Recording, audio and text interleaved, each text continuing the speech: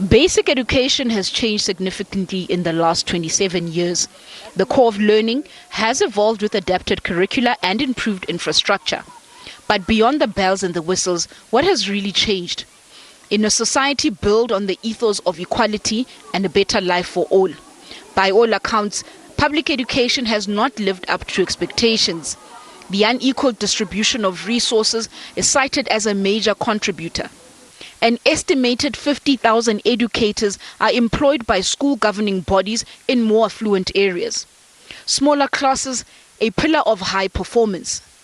We estimate that before lockdown, about 50,000 teachers were appointed by and paid by school governing bodies. In terms of non-educating staff, we're talking about secretaries, administrative assistants, cleaners, groundspeople. Those posts have been cut to the bone by the state, and therefore to be able to run a school governing body must have the authority to appoint them, and they do actually appoint them. And our estimation before lockdown was that 100,000 non-educating staff were appointed by school governing bodies. That enables school governing bodies to provide a quality education, smaller classes, additional subjects in many cases, and then also to be able to operationally run the school. Poor performance is one of the biggest indicators of a system of inequalities.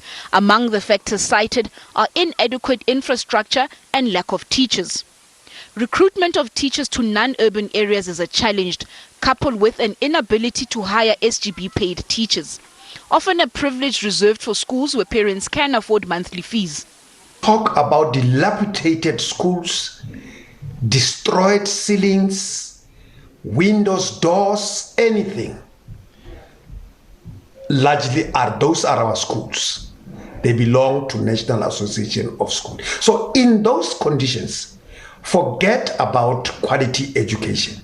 You can't achieve quality education under those conditions. While affluent schools battle to get even more funds and poorer schools scramble for basic infrastructure like toilets, the arrival of COVID-19 in the country exacerbated the situation. Schools moved to online learning, but many learners stayed home for months doing nothing. When schools reopened, a rotational system was adopted. A year later, the system continues in townships and rural schools, while some urban schools fully reopened. The Choma household in rural Tafelkop, Limpopo became victims of the new normal. Mpho Choma and his two siblings stayed home for 3 months during 2020 due to the coronavirus pandemic. Mpho and his grade 3 sister did not pass last year. While the rotational system is still in place, they don't have much hope, saying it further disadvantages them. It unsettles me because we cannot study. We take a long time sitting at home before we can go to school. That's why so many of us failed last year at school. That's why I fail like a school. Every day. I would love for them to attend school every day. Time is against them because they only attend every now and then. Oh yeah.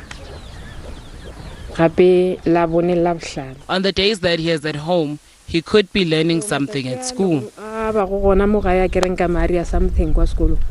The fears of the Choma household seem to be reflected in a recent survey by Teacher Union, Suid-Afrikaner Onderwyseres Unie. According to the survey, 66% of educators say they did not complete the 2020 curriculum. By the end of 2021's first term, 57% of teachers have not caught up with last year's curriculum.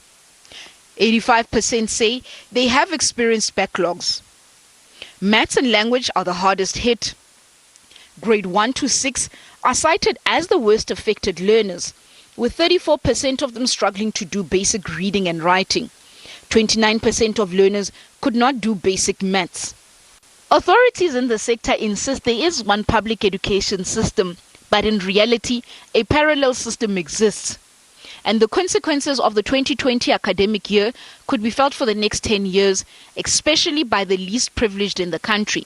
We'll have dropout on a larger scale than we've seen in the past. And we already have a large dropout. Every year we have close to 1 million children leaving school in South Africa, and fewer than half of those have completed their matric. So it is a major problem, and it is a problem that is not going to be any easier this year. And of course, it is particularly a problem in poor schools where parental education is also more limited, and the assistance that children can get and the access that they have to media are limited. We continue with these rotational classes? No, of course not. It is not acceptable. But the point is, at the moment, it is just not possible, especially in those schools where the classroom sizes are just too big. 27 years into democracy, many agree the basic education sector is found wanting. The sector, which is the backbone of the economy, pressure is mounting on authorities, but are they up to it? MAHLAKO KOMANE, SABC News, Johannesburg.